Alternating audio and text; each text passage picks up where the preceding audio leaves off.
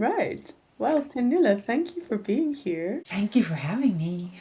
And we had my Unchained Voice retreat last weekend, so it's been a few days only of being home from that. Could you tell a little bit about why did you join the retreat? First, I have to say that when you asked me, I mean, probably not just me, you sent out invitations to people, and I got one of them. To start with, I was like a little bit provoked. It's like, that's not me. I don't need that. I'm a lawyer. I know how to talk. I know this communication stuff. But then it was like with me in the back of my head, or maybe in my whole body, and also spoke to a few people that went to your Amplify, and they spoke so good about what you do and what you can get from the Amplify. And then I thought, oh, maybe I should do that Amplify thing. And I just realized that my autumn, or this year, was so booked up, so it felt so too much. Still though, when I got the pull that I really needed this communication skill, as I kind of think of it, and also like the self-practice, I really wanted to do it rather soon. So when the retreat came up as an option, it was like, yes, that's what I'm going to do. Because I have pretty much for all my life had level-side experience. Yeah, that people don't really see me, hear what I'm saying, or are misunderstanding what I'm saying, interpreting things that I say as if I'm angry when I'm not, and also very, very afraid of conflicts, which has kind of all that together pushed me in a corner where I don't ask questions or say what I think. It's like just giggle along, which doesn't feel good, so I kind of just end up with a knot in my stomach, using that as an excuse, like to withdraw from situations or people. It's like they are not good for my energy, kind of thing. So I really wanted to have a tool to be safe when I communicated. I realized on a level of intelligence that it's not dangerous to tell people what you think, but it wasn't embodied. So I also realized that it must be a way to get there. And then we had that interview, and you said that, yeah, this is just perfect what you described. We could work with this. Yeah. And yeah, that's my why. You explain it so well. Oh, great. Good. It's better now that I know where I am now.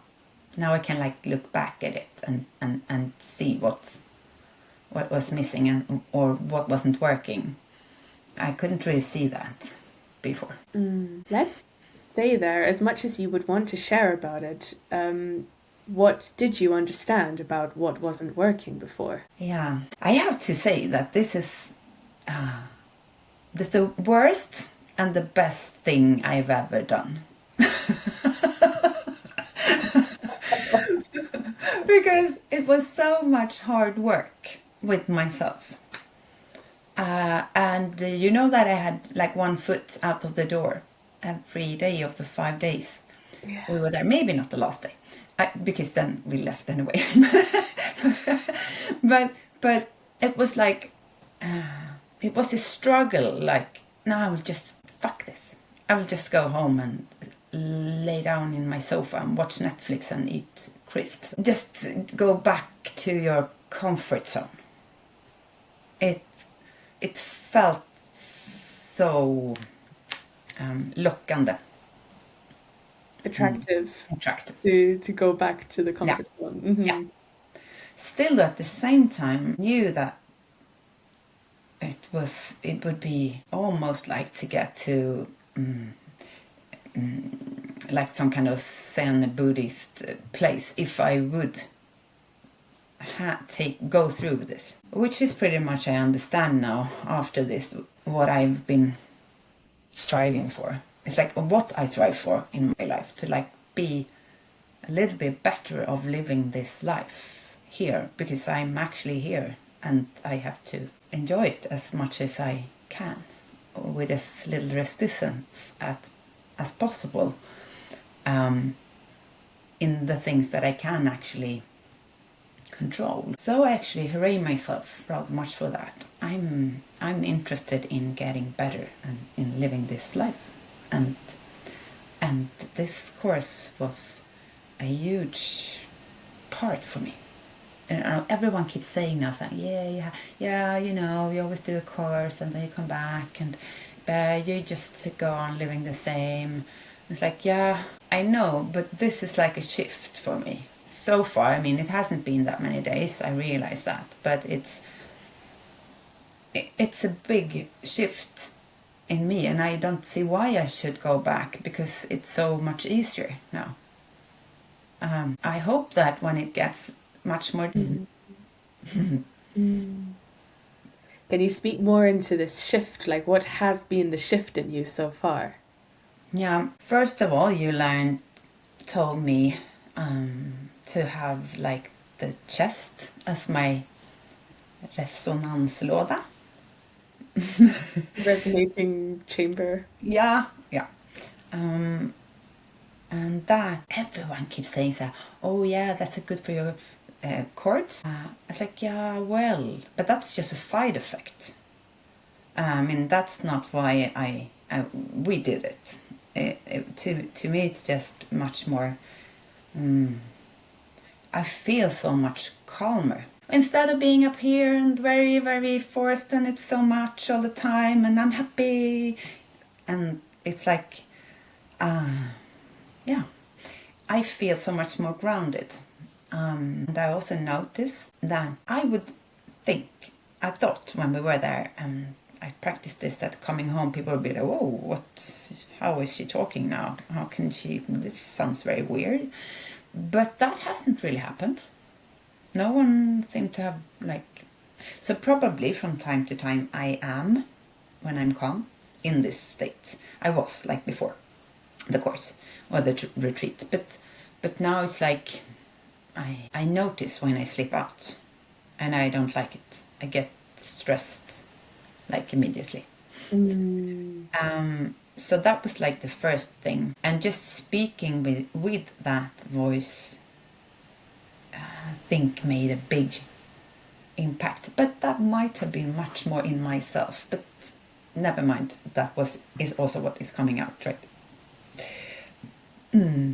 The second biggest thing, like when I talk about shift, is like you taught us how to speak more direct, or at least that was how I kind of interpreted it. But what I mean is like, I have been very bad in my communication, because I know, looking back, that I have not been sure of what I wanted when I tried to tell someone something that I wanted. Very, very easy example of that is like going into my son's room. He's like playing games, computer in games. And I'm going like, oh yeah, maybe no, you should, you know, you have been there for a long time, right? Or what? I don't know, when did you start? Don't you have homeworks? Could you please shut that off like now? Or do you have homeworks or what? No? Okay, oh, no, I just leave. So, yeah, he looks like, at me, it's like, who is this person? And okay, and then I just I go out and like feel like a bad mom. Didn't get any result at all. But the thing is that I didn't really know what I wanted either. So it was just confusing, probably, for the both of us. And just this child of mine, I have 3, but this one, he's also he likes rules. He doesn't like changes. So when I went into his room, coming home from the retreat, I was like, what do I want now? I want to tell him that he has to quit the game because we have to sit down and do his homework because he has a big test tomorrow. So I just went into the room and said, hey, Philip, his name is Philip, you need to turn off the computer now and come out, sit with me in the sofa so we can do the homework. He's like, yes. I was like, what? What happened? He wasn't, what? I didn't resist. So that was like the first thing. Could it be that easy?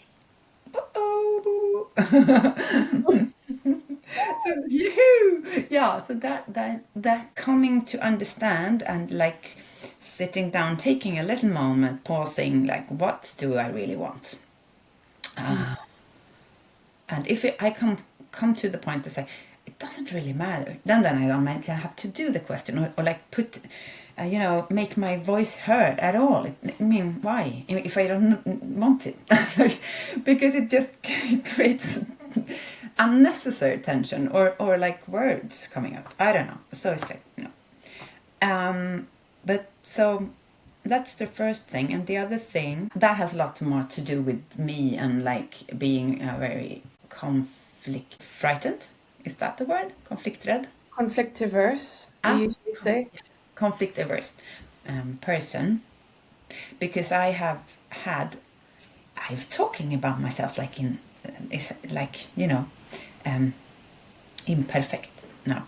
It's like, because I really tried to do that also. It's like, this was how I was. It's not that how I am, because I think that could make also a clean cut. So I used to be very conflict averse because aversive,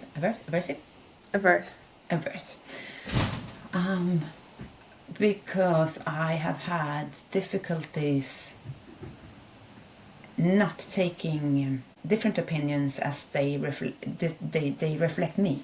It's like that when someone doesn't agree with me, it's like they don't like me as a person. And I also understand, coming from a like intellectual level, that is of course not true, but that was how it felt in my body.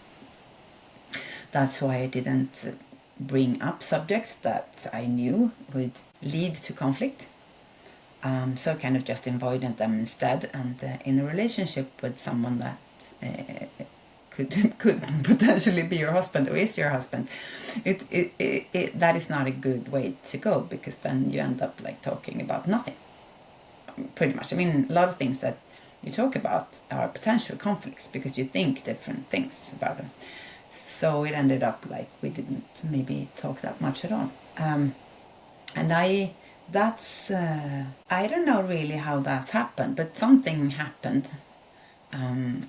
And I think it had to do with the fact that you also said, which is like shift number 3, or like part of the big shift, is that you said that when you have you clear and you like have this clear idea of what you really want, you also have to have that acceptance of that the person that you ask might say no. Understand that they might do that, and that's just where this like wee feeling had been lying in me. It's like, whoa, there will be a long text coming back if we are texting or email, and I like had cramps in my stomach before even getting it, and when I saw it, like kind of now she or he doesn't like me anymore. But coming into that, really knowing what you want and accepting that person that you ask might say no, kind of like just cuts it. It's like, doesn't matter. The problem can stay on their side. It's like, okay, that's on your side, but I'm on this side, and this is what I want. And it's fine if we don't agree, then we just don't have a deal. It feels so good. It's like, wow.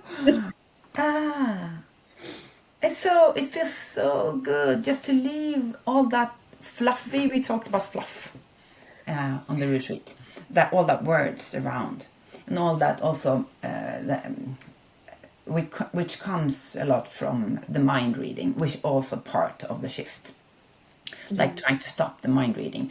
I mean, I have it going on. I mean, I guess a lot of people have, but you don't have to like play it out. That's different. It's like now I don't. It's like I try not to, at least. So And by mind reading, you mean making stories about what the other person's thinking and acting based on that rather than.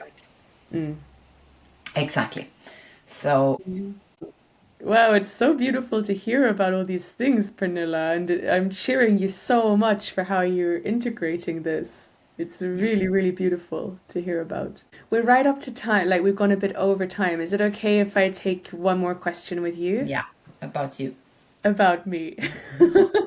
Yeah, yes, do please, please. Can you describe, short, briefly, how you would describe me as a facilitator? I don't know how to put words on this, but it's like you have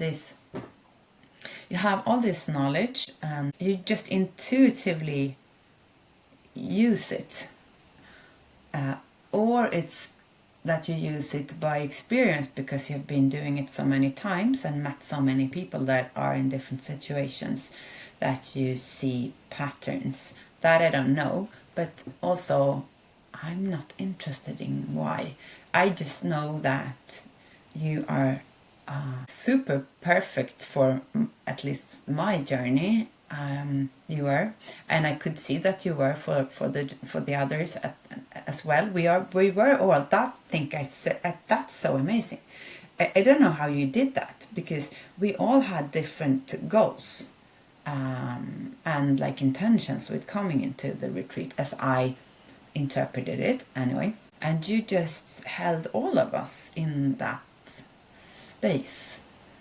I don't know how that is actually possible to do. I'm very, very impressed. I mean, I'm extremely grateful for your guidance, and also for seeing me. You're very, very skilled. I felt very safe. I felt very heard and seen. And this will be, as I started to say, the best, the worst and the best that I have ever done. I'm sure. I'm so sure of it, because, yeah, it is. And I'm so happy that I found you. And it must feel also so good to help people. I mean, I'm trying, with the like kind of yoga thing, and I know it feels so good when you see like, oh, you're like coaching them, us, and we are blooming. I mean, because of you. Couldn't have done this on my own. Yeah, really, thank you.